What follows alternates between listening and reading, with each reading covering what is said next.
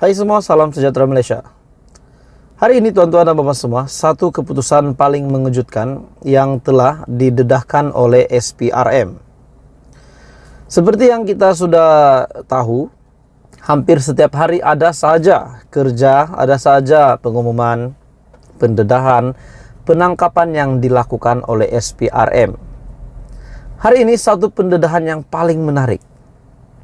Kerani seorang pemimpin ini dicurigai memiliki 4 kenderaan yang mewah, termasuklah jenis Rolls-Royce Phantom yang berharga Rm6 juta. Itu salah satu daripada 4 kenderaan itu. 3 kenderaan lagi kita tidak tahu berapa nilainya. Dan akhirnya pemimpin ini telah dicurigai memiliki 4 kenderaan mewah, termasuklah jenis Rolls-Royce Phantom yang berharga Rm6 juta. Siapakah pemimpin ini? Kita teruskan bersama di dalam channel ini. Tapi sebelum itu, jangan lupa tekan butang subscribe, karena subscribe itu percuma. Bantu saya untuk kembangkan channel ini, dan bolehlah tekan like dan share video ini. Seorang kerani dicurigai memiliki 4 kenderaan mewah, termasuklah jenis Rolls-Royce Phantom yang berharga Rm6 juta. Seorang anggota immigration grade 19 dikesan memiliki 4 kenderaan mewah, termasuk jenis Rolls-Royce Phantom yang berharga sekitar Rm6 juta, dipercayai hasil kegiatan haram salah guna cap di pintu utama negara.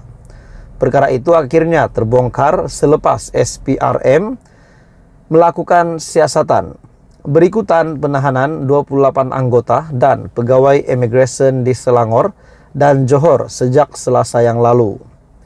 Siasatan awal mendapati kendaraan jenis Rolls-Royce Phantom, Ford Mustang, Range Rover dan Audi itu didaftarkan atas nama 4 ejen termasuk 2 warga Cina. Mereka adalah ejen pekerja asing warga Cina yang beroperasi di negara ini. Agak mengejutkan, seorang anggota immigration grade 19 yang bergaji bawah Rm4.000 mampu memiliki kesemua kenderaan mewah tersebut. Apa komen Anda? Adakah itu satu perkara yang normal atau tidak normal?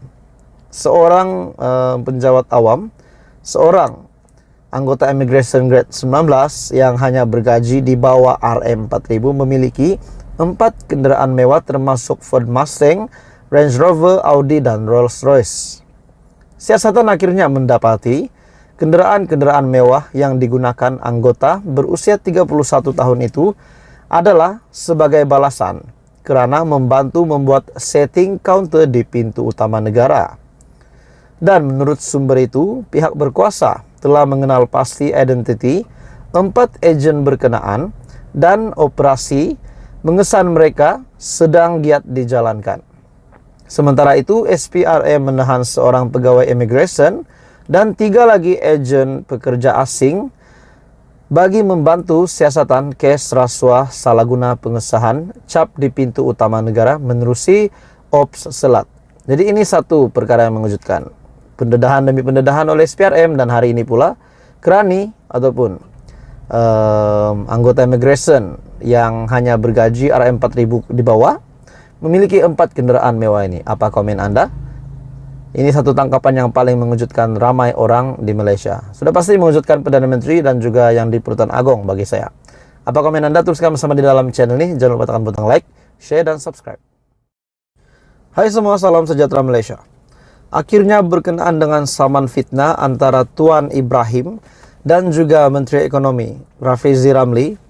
Akhirnya pendedahan demi pendedahan, dan hari ini telah mendapat satu pendedahan yang sangat panas, sangat mengejutkan.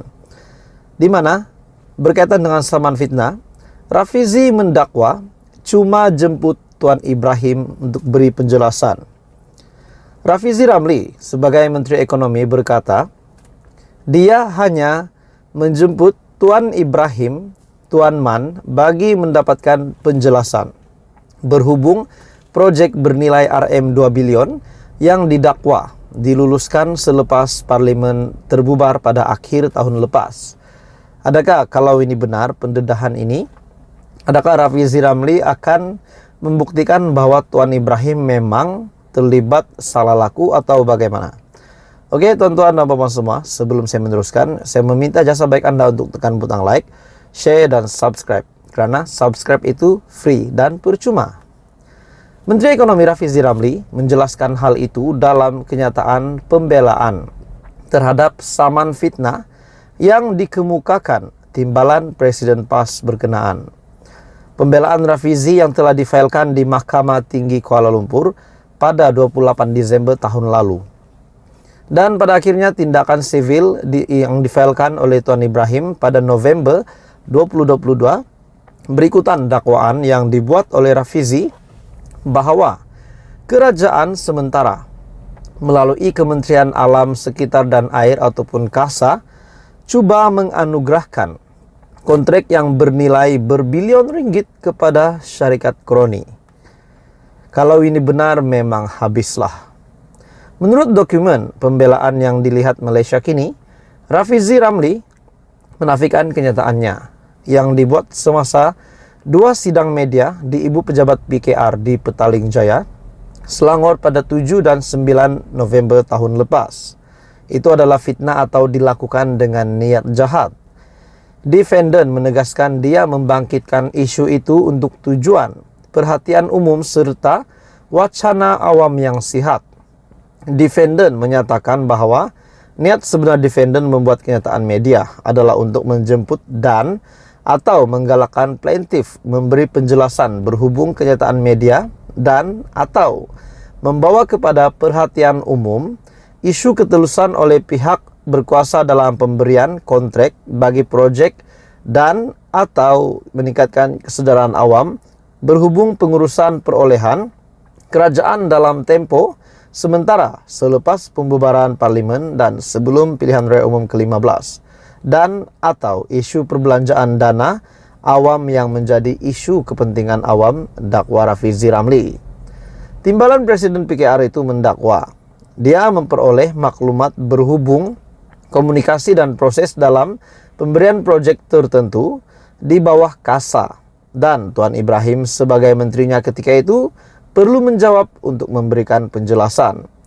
Usaha defendant tidak mempunyai niat jahat.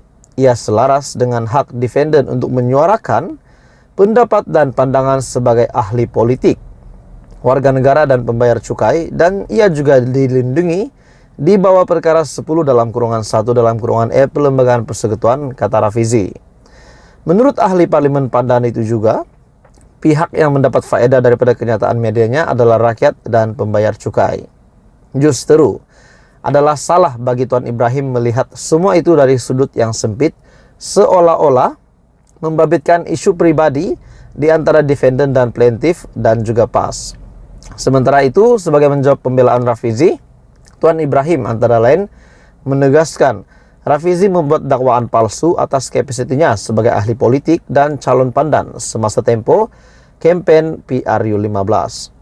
Melalui dokumen yang telah difailkan ahli parlimen Kubang Kerian pada 19 Januari lalu, beliau mendakwa hujah itu dikuatkan lagi oleh Rafizi yang didakwa mengakui tidak berniat untuk membuat laporan polis kepada SPRM, sebaliknya menunggu sehingga partinya memenangi PRU dan membentuk kerajaan.